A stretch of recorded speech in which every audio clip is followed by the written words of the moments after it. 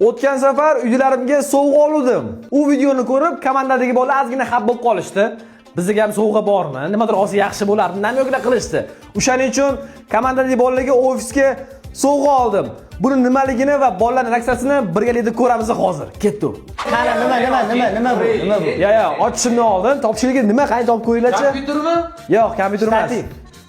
Yo'q, shtativ emas. Ishim bo'lsa kerak. Ya kamera. Yo'q, kamera emas. Xo'p, qaranglar. Men nimaligini aytaman, faqat menga chiroyli stol nakorat qilib berasizlar. Bo'ldi, magazinga ketdi unda. Agar o'shanga stoyishi narsa. Stoyishi. Magazin emas. Ha. Ochsali, Yandex Slavka bor-ku.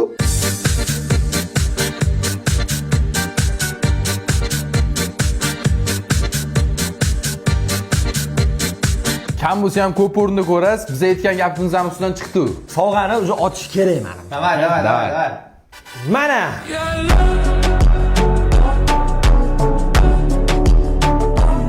Nima qiladi bu? Bu Yandex Alisa.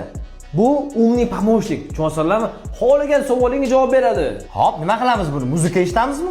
Da, muzika eshitsan ham bo'ladi, gaplashsan ham bo'ladi. Undan tashqari futbol haqida, jahon chempionati bor-ku, o'sha haqida xohlagan savolingni bergan javob beradi. Men futbolga qiziqmayman, aka. Sen bu bilan 100% qiziqib qolasan. Balki, kel. Qara, savol berasan hozir. Alisa, O'zbekiston terma jamoasining tarkibini tanishtir. O'zbekiston terma jamoasi 2026 uchun quyidagi tarkibni e'lon qildi.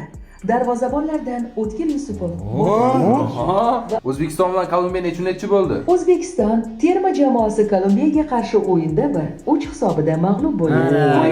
Alisa, когда пройдет игра между сборной Узбекистана и Португалией? 23 июня 2000. Давай. Alisa stop. Давай 23-kuni ofisda yig'ilib futbol ko'ramiz. Ketadimi? Давай. Mendachi bitta savol bor. Alisa.